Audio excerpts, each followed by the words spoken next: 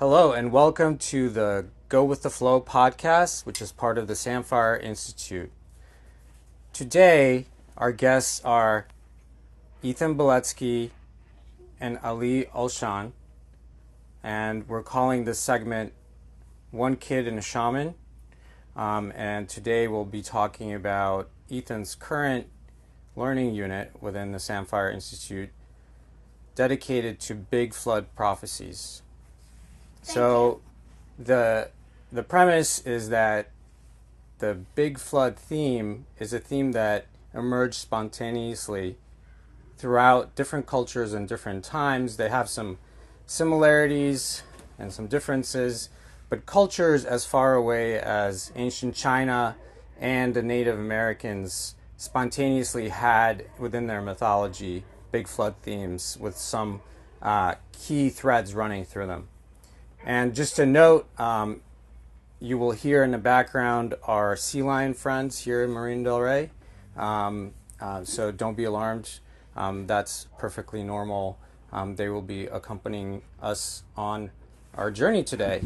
And without further ado, here are our guests. The sea lions will accompany us during the greater flood, and we will continue here with Ethan. So, do you want to see? Where is it? You want to pull that document? Because we have this document here. Wait, this is GBC4. Mm-hmm. Oh no. Was it? Tell me. I lost the conversation. It's okay. Because there is an Excel document here.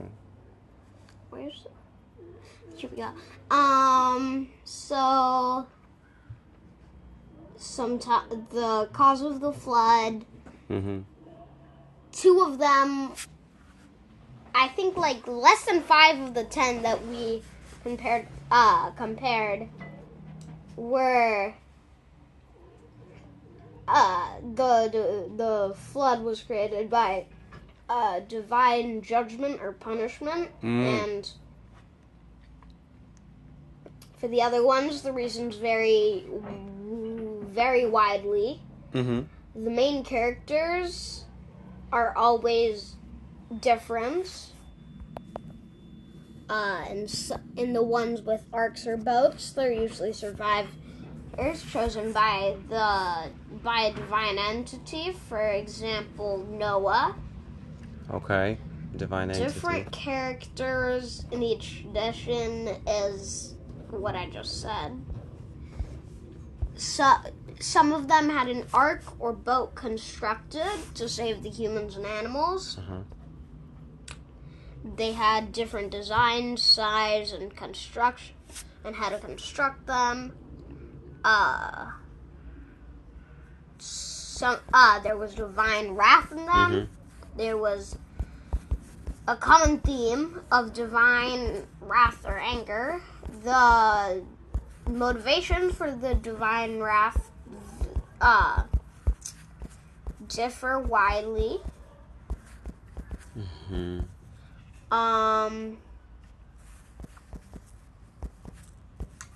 Let's see. Where was I? The animal pairs and the ark or boat stories differ widely. And the types of numbers differ. Mm-hmm. Renewal of life. The flood serves as a meeting of cleansing in some. And there are different goals and post-narratives for the flood. Mm-hmm. Some are a test of faith, and the survivors face challenges and tests of faith. Okay. There is unique culture and religious context in these. The geographic location set in many different parts of the world.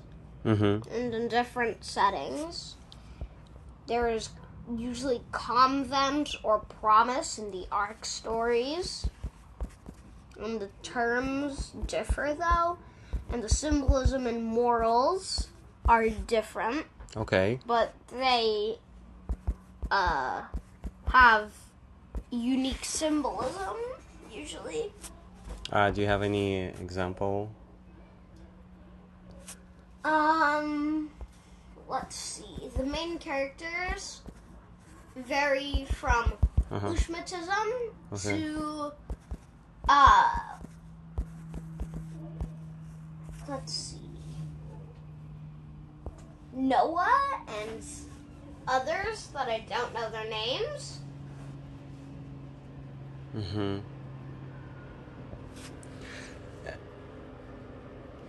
And then I just want to briefly discuss on the moral. So there was a myth in Africa where there was a god in Tanzania, let's call him Enkai, who also decided to punish the humankind and their disobedience and corruption. There was a man, just like Noah. His name is Tumbainot. He was warned by God about the forthcoming flood. Or Ushmatism and El. Okay, all right. So you see, there is like these similarities. So he did the same thing. He built also an enormous ark to save himself and family. And as the legend goes, is that the deluge continued, submerging villages, forests, mountains, and he also took all the animals, and he was safe inside the ark. And same thing with the aftermath. From what we've seen, he released the dove to scout the land. The dove. Yeah, the dove. And dove returned with a leaf, signifying that the floodwaters were receding and land was becoming visible. In Ushmatism, the same happens, except he launches a dove and the dove returns. Mm-hmm. And then a crow and the crow returns, and then a hawk and the hawks, and then the hawk does, or a goose and the goose doesn't return, and then he knows that there's land. Okay, all right.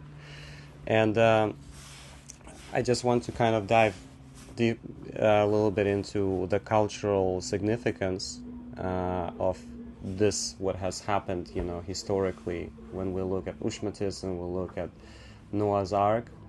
For example, in African cultures, the Maasai in particular, the tale, they call it a tale, like a fairy tale. It serves as a cautionary tale about the importance of obeying the divine commandments and maintaining moral integrity. So it's about integrity and keeping morals, because if we don't really comply or we don't stick to the morals of divinity and humanity, there is a chance that there will be a flood.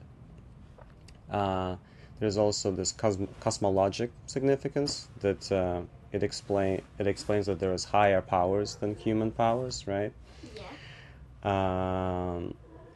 And then there is obviously the community part, where this kind of myth serves as a binding community together into a belief system that, okay, let's say we're the chosen ones, and let's build this ark because we really striving towards keeping,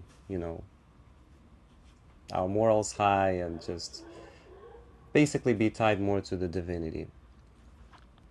And obviously, one of the significance is the spiritual connection, where the Maasai, where the tale underscores the Maasai spiritual connection with Enkai, which is the god, reinforcing the norms and rituals and paying homage to the divine. So is the Maasai tribe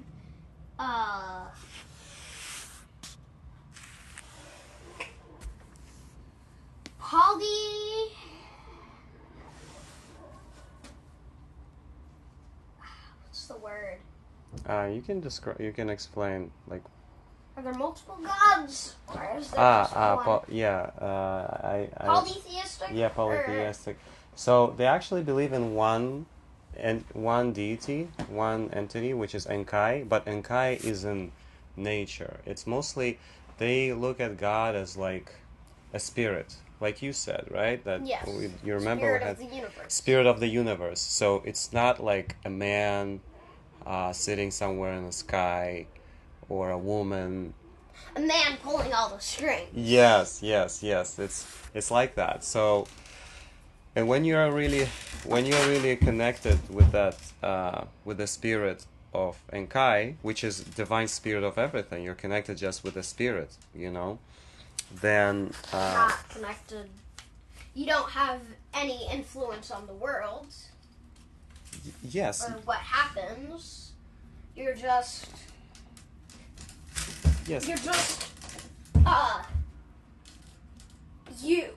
yeah. In a way, things are predetermined. So there is your will. So let's say you have a big will within you, like you have a will to go to supermarket and do things, but then there is a higher will. Let's say we go to the supermarket, and then somebody comes to us and says, "Oh, I haven't seen you for thousands of years," and the friend comes, and then bang, you end up not in supermarket but at his home or at her home, because there was some kind of divine intervention. So you had a will to do something, but then Enkai, which is the divine spirit, God, universe, is doing that. So yeah, it's not like this man who's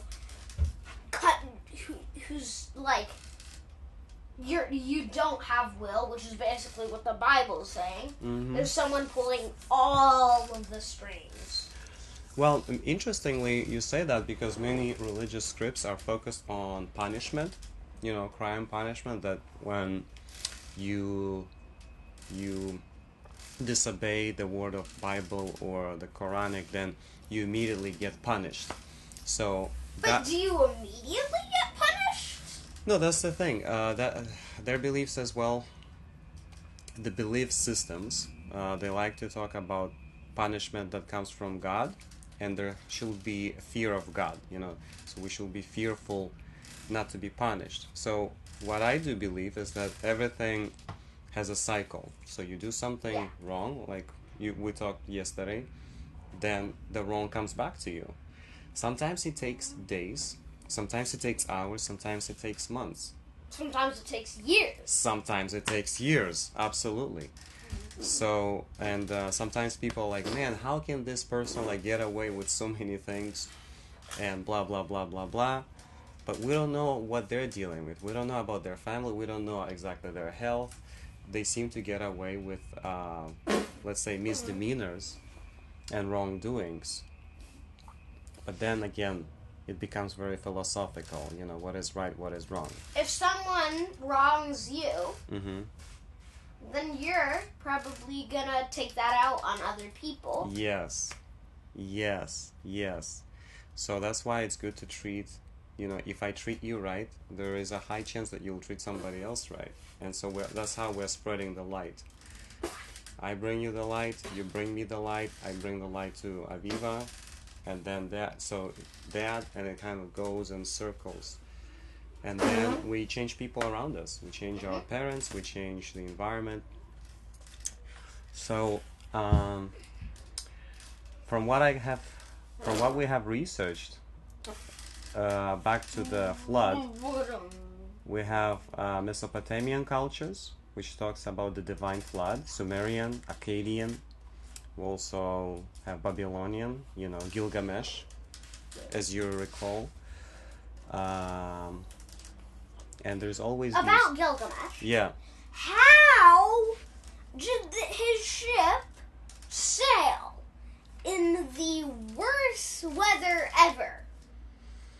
It was a square. You can't even sail a ship.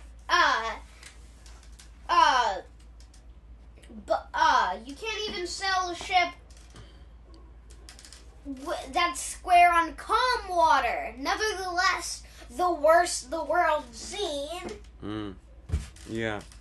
You know, have you observed, like yesterday somebody sent me this video online where the like the fish, there was a fish and there was a big stork that caught the fish.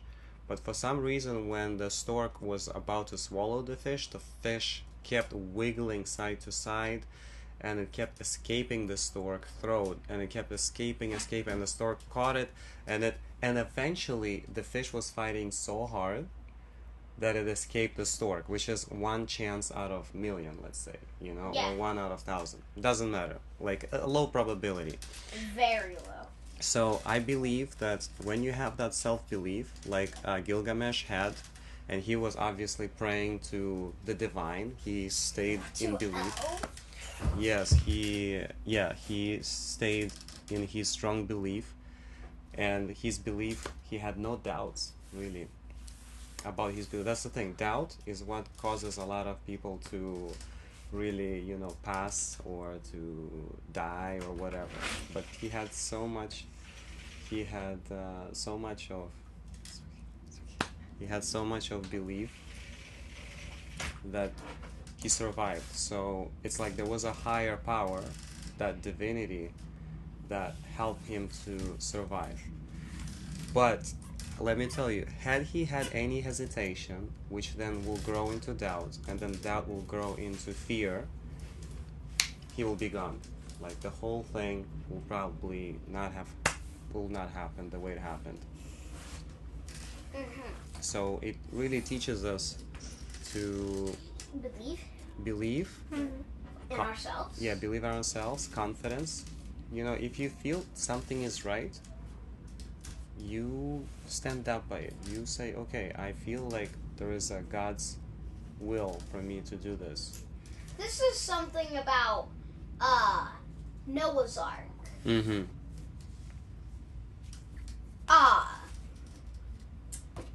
About humanity. Yeah. Survival. So, Noah was the only survivor besides like the fish and the animals on the ark. Because the fish, that was a big boon for the fish. Yes. It's a good question, actually. But for Noah,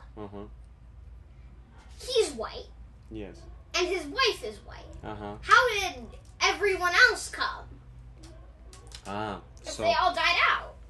yeah, so it's a very it's actually, you know, I had, while you were voicing this question, I was thinking, how did the fish survive? Because how did the fish go into the ark, right? So it probably means that the fish Just swam. The fish just swam, so not everybody went into the ark, and the fish survived, right? That's Also, probably the only explanation. On a wooden ark, it must have been so annoying to put 2 pairs of each of the termites and ants and worms and those little species that are like so hard to catch. Yes, so true. You know, that actually gives an idea how they probably came, a lot of them came by themselves, or maybe they later mutated as the generations, you know, as when they arrived to the shore. Probably, let's say, zebra eventually mated with the with the horse, and then it created some kind of another species, you know what I mean? Yeah. But back to your other question, which had to do, I don't know what you, I think I got sidetracked for a moment. Yeah. So what were we talking about? Yeah, so you kind of Gilgamesh. Yeah, we're talking about Gilgamesh. So what I do see is that the history tends to repeat itself.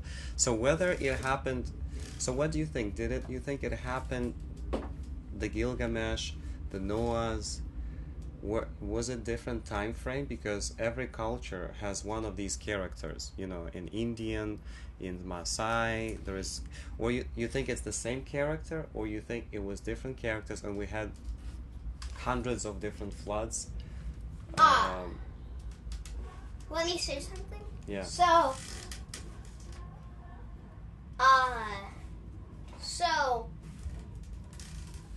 the let's see. The document is there. Chinese mythology.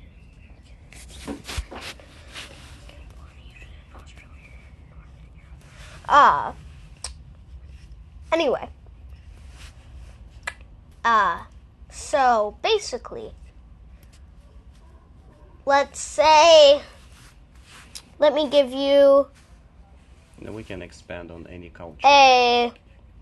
You see, there's lots of. There is another, I think it might be Babylonian also, like another Babylonian text, or Mesopotamian or something like that. That has nothing to do with an ark, and actually speaks of. So, think of this circle I'm making with my cursor as Earth. The water's under, so the seas and springs, in a kind of U shape. And then right here, this rectangle I'm making with my cursor. I'm paying attention. That's the land that we live on. And then beside that is the waters. And then under that is a small water body. And then under that is Sheol, the underworld. And then there's more water. And then under that are the pillars of the earth. 2 giant stone pillars. Above that is a kind of like dome covering the stars, sun, and moon. And then outside of that is water. Okay. So water's outside and the water's inside. Yes. And then the pillars of the earth and that dome create a kind of barrier. And then they thought the planets is the gods. Yes. And there were 2 entities. I think there were land and water that created Earth.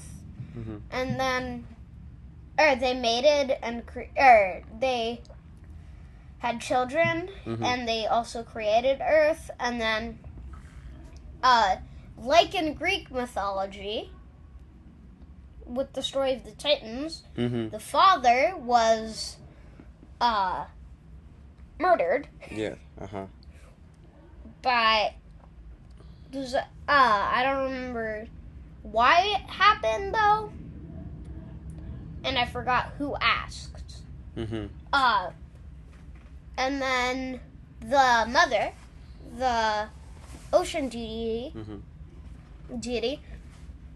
got mad, and then the strongest of her children faced her and won, and then split her in 2, and created the waters above the sky and the waters below the ocean or sea. And that is one of the Babylonian texts. It does not say anything about the ark. So, but do you see that? Maybe. Although there was a boat used that he used to ferry to his mother, but that's not. I think it was a separate story, right? Yeah, it was separate to the Gilgamesh tablets. Yes, it's like when we take. But there's a lot of similarities to that, to the creation story in Greek mythology. Well, we kind of see it happening around the world. So the question that I have for you probably is: do you think you think we had hundreds of floods, or you think it's all the same character? It's just different cultures depict the same character. Yeah. I think so. I think there was one flood, multiple people. Multiple people. Yes. Because there are different. There's another Babylonian tablet that also depicts a story like Ashmatism that was recently discovered with a circular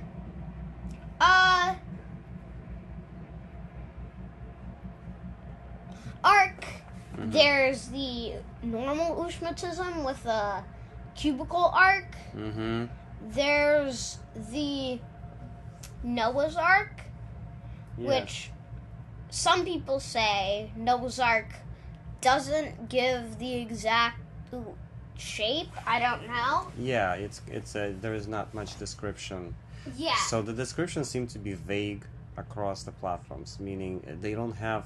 Many cultures just say some kind of boat or some kind of ship.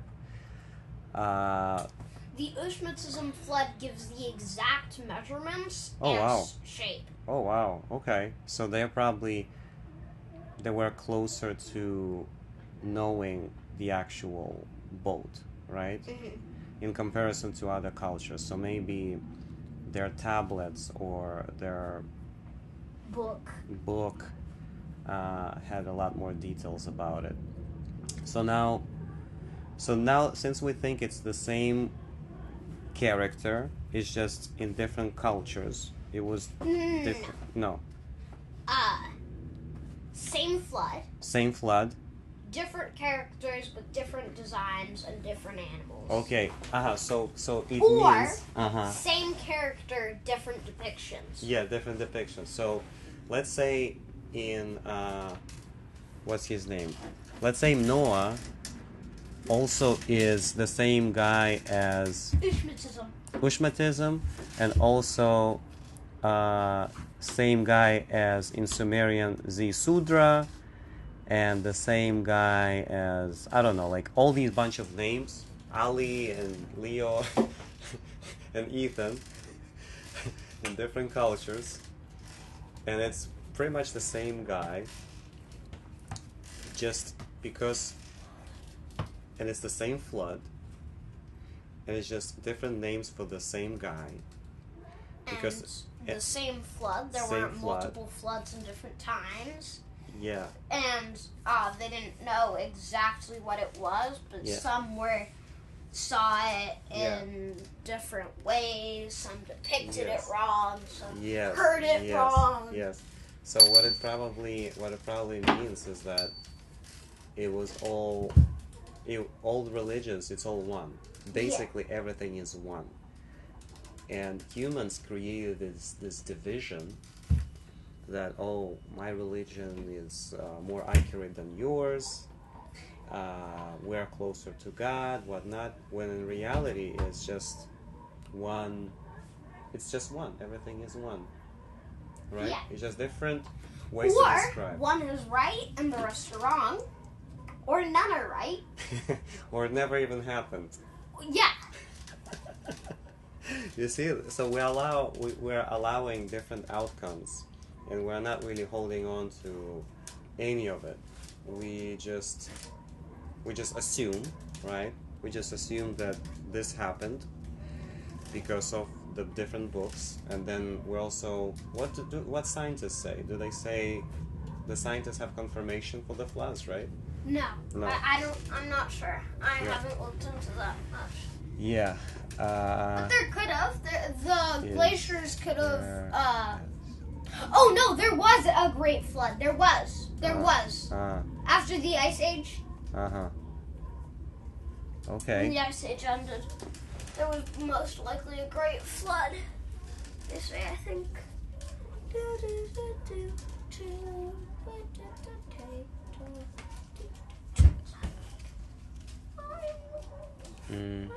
Okay, so they say the notion of the Great Flood that engulfs the entire Earth has not been scientifically confirmed. However, various localized flood events in ancient history have been well documented.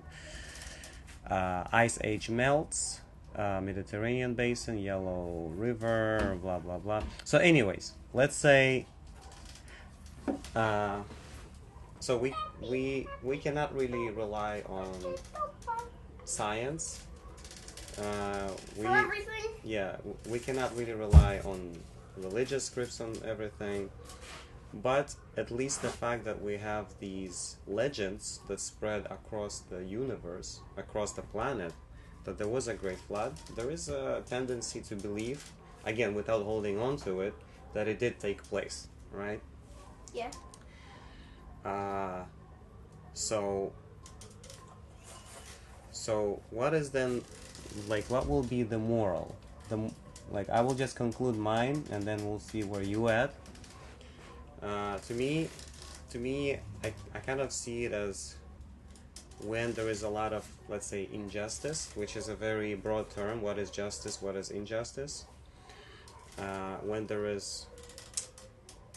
the world lives outside of integrity and morals, then we have a potentiality for a great reset, or let's say flood, right?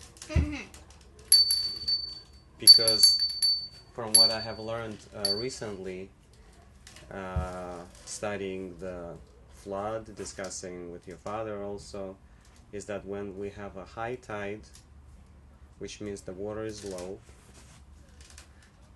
No, it's high. It's high. Okay, high tide, high water, right? Yeah. It means that everything washes into... No, when the water is low, it washes everything into the ocean, right? So it takes all the junk and it takes everything to the ocean. Yeah. And so I feel like when the tide is very high, right? Super high, then we have a potential for flood, and that's how things reset, right? Like everything is high, like it's like a big purge. It's a big cleanse. It's a big cleanse, exactly. So now the question is, will you be down if something like this happens, to go on an ark? If something like this happens, I'm swimming for the 7 days. What about people that don't know how to swim like me? There's an ark parked right there. Yeah. Oh my god. So this is why it's good to be in the warmer climates, in my belief, because if something like this happens, at least the water is warm and you can last longer, right? Yes. When the water is cold, and something like this happens, then you don't want to swim in cold water, especially ice cold water. yes. Ice cold water is like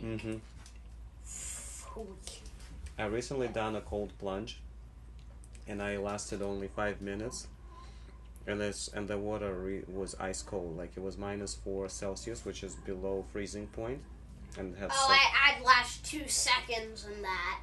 Yeah. So you have to have a lot of self-control. But I realized that, and then after 5 minutes, your feet start hurting. Yeah, sure.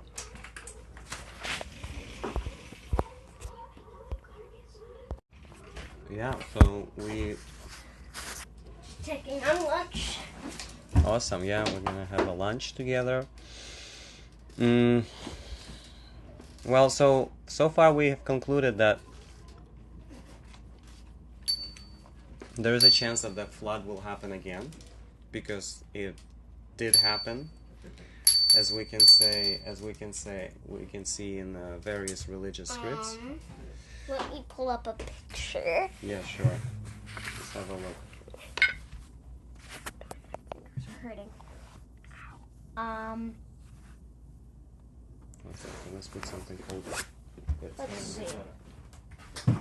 So what was I gonna... You wanna pull a picture, you said? Yeah, I was thinking, I forgot what picture I was gonna pull up. Of the flood, of the universe you described, the planet. You wanna look up different flood scenarios?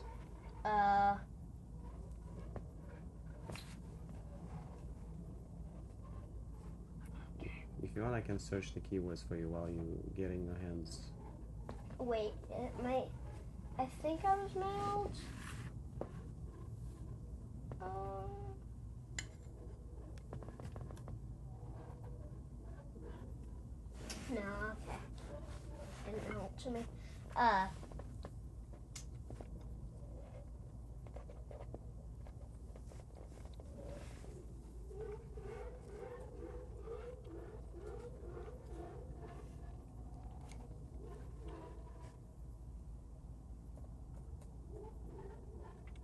Now let me type it for you. I'll spell it right. You said want to say Babylonian what? Yeah, no, Babylonian Earth picture. I love it. Babylonian Earth Picture. picture. You're allowed to correct. Okay, Babylonian Earth picture. Images. Oh wow. Oh, look at this. So Earth is here. Oh, there is heavens. Oh, well, then I guess it wasn't Babylon that had this. Yeah, okay, see? The sky and the sun. There's the dome. That's the one. The earth. That's the one you The described. pillars of the earth. The underwaters. The overwaters. Oh my god, that's exactly right. And then under, about like here, there was a more detailed painting. It was actually less detailed, but it looked. Heaven and earth. It was easier to understand, that one. You didn't save it, right? No, Well, it was fine. screen shared to me. I thought he sent it to me. Oh, okay. Heaven and earth. Yeah, we can have a look and find it. This one's ready? Okay. But let's just use this model. So what is here? Is that the under? No, these are the waters under. I guess they didn't put seal here. Oh no, this is seal. This is seal right there. Oh yeah, I think this is a bigger picture. Okay, Yeah, here we go. now we see a bigger picture. Okay, So this is seal right here. This So- is where we live. so here, this brown one, or So up here is where we live. okay, Over here are the pillars of the earth, keeping the water out. This is the waters under out. This is the dome, keeping the over waters out, and keeping the sky in. I like the concept And of the then dome. I believe in the that. water seeps through, which creates rain. It seeps through, gets in the clouds, and makes rain. And then, so you remember the story. So basically, there were two deities, and then they had children. The children killed the father, and then the mother created a flood out of anger. And then the strongest of the children faced her. One split her into one half into the sky and made the dome into the overwaters, and then split and then stopped her from with the what are they called? The pillars? No. the pillars of the earth, Mm-hmm. and made the waters below. Mm. Of course, now we know that this is a wrong depiction and there is no waters above, but You know, you never know really. that's true. That's true. Because But we in- haven't been there. That's the thing. From what like- I think. Yes. From okay. what I think. Yeah. What do you think? Thanks to Hubble, I think his name was, Mm-hmm. we know that the universe expands. Mm.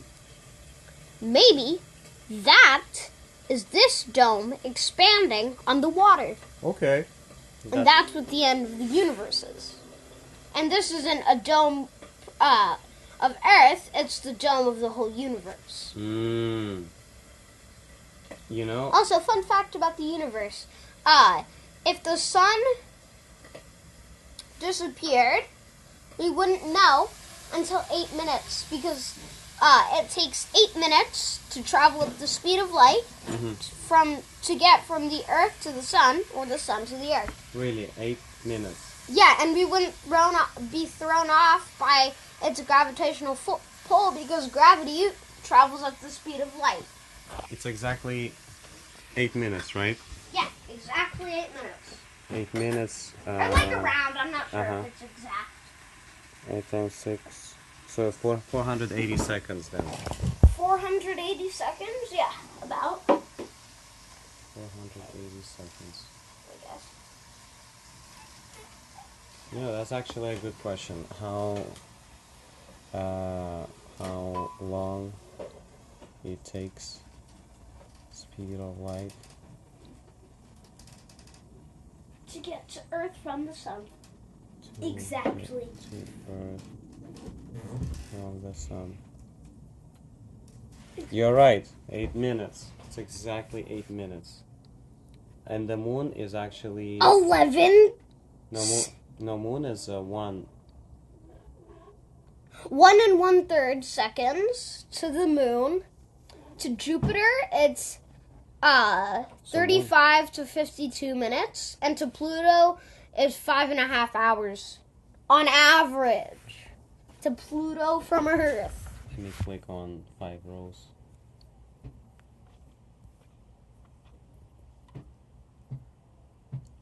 One and so I wonder why moon is so quick. Because it's close. Closer It's to the close. It's very close to the Earth, actually. sun. Okay. Did you know Mm-hmm. it would take so it would take less time to get from here, I'm not telling where, to Las Vegas Yeah. with no traffic at 60 miles per hour. It would take more time than if you were to drive there. If there were a road straight up Mm-hmm. to get to space, it would take 1 hour from anywhere. To get to space, it would only take you 1 hour driving 62 miles an hour Really? if you went straight up. To the open space. Mhm. Where the oxygen ends and you have Yeah. to wear a mask. 62 miles away. Wow. Only 62. That's closer than Las Vegas is to here. That's amazing. And That's I know amazing. that That's because good I've to been know. there many times. Do you like it there? Yeah, we have friends there. Awesome. Awesome. I went to his show. He does a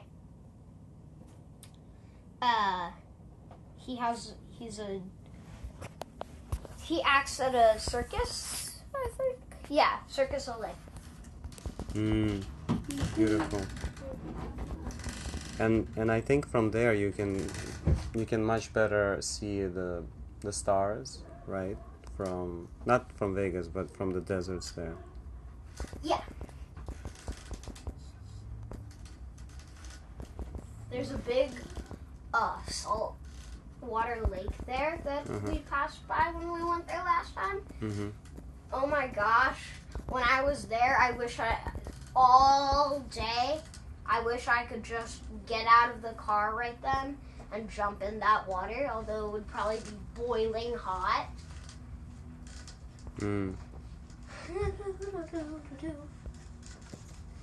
know, I was actually I just realized something is that What? when you ask the same questions to ChatGPT 3 and ChatGPT 4, You get different answers. you Because, get different answers. The You're right. last update was for GP3 it was 2 years ago, almost exactly. Yeah, I can see the difference In 21. because I opened another tab because I have both of them, and it really gives me a better rundown of information. So okay, yeah, back to the flood. We concluded that we have not concluded that everything is kind of wide open. The flood can potentially happen, and it potentially did happen. And in many cultures, pretty much all the cultures around the world reference the same flood, or maybe different floods. Same people or different people. because at some point the legends, there's a chance that someone came up with these legends for all the cultures. Maybe there are some aliens. Who knows? This is my idea. Yeah. So, you see these two dots? Yeah, I see these two dots. So this is point A, where you start. It's flooded. Yeah. And they think it's world flood because Yeah. they don't have any knowledge of Yeah. that. Yeah. Yeah, that. And then they go back here to maybe this country or this country. Yeah. And thinking it's like the waters have receded when it's not a world flood, it's just a larger flood.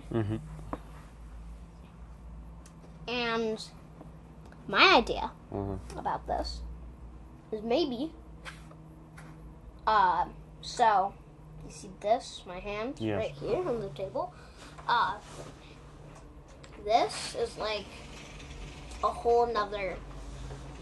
So over here it represents the world, and then maybe there were like parts over that, and then they sunk because of floods, and like there wasn't as much water, nearly as much water, and like that's the deeper parts of the ocean. And did you know that we've only discovered like less than 25% of the oceans? So there's still a lot to be discovered, and maybe Atlantis. You mean the sea bottom?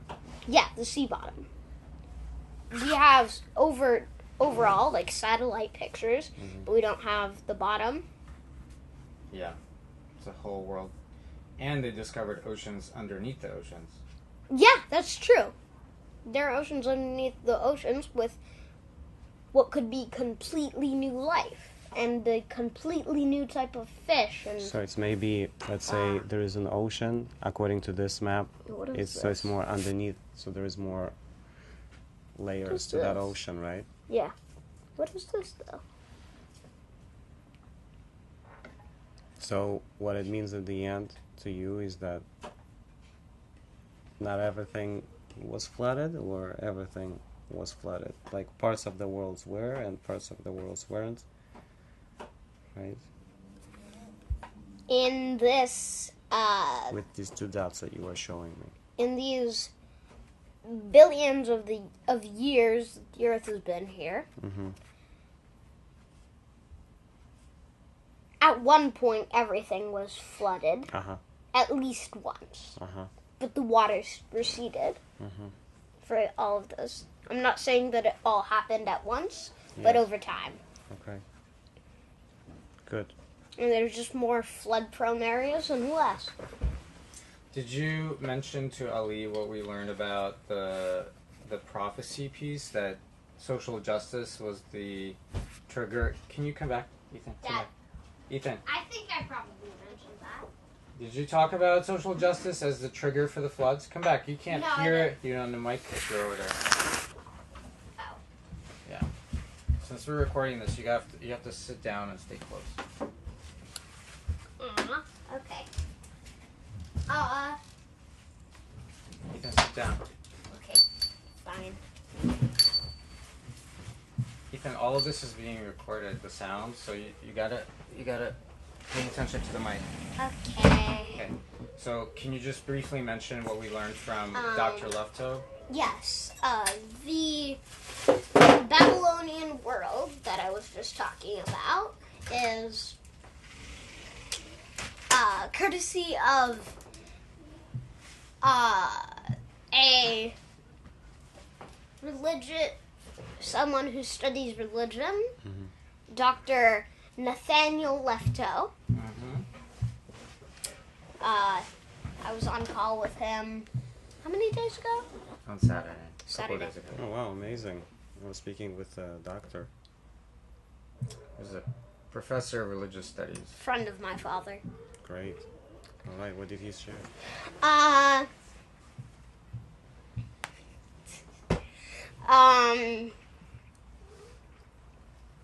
Basically, he said that there were no prophecies because there was usually in those arc stories that I talked about when I talked about the similarities and differences. The arc stories usually had convent or promise, which I also mentioned, about like social norms and like to be better to the people and to God and to the animals. Well, I think what we were asking him is if there were lessons learned about these past floods for the future. And what he said is that the common theme in all of these flood stories across cultures was that there was a violation of social justice that triggered the flood and created an opportunity for the gods to sort of start things anew, right? Mm-hmm. Yeah, that's a great conclusion. It's a great conclusion. Yeah. Awesome. Well, thank you for your time, Ethan. You too, Ali. Yeah. All right. Wonderful. This dragged out way longer than I was supposed to. Love You it. guys, and you were walking around. How long were you walking? You can't record a podcast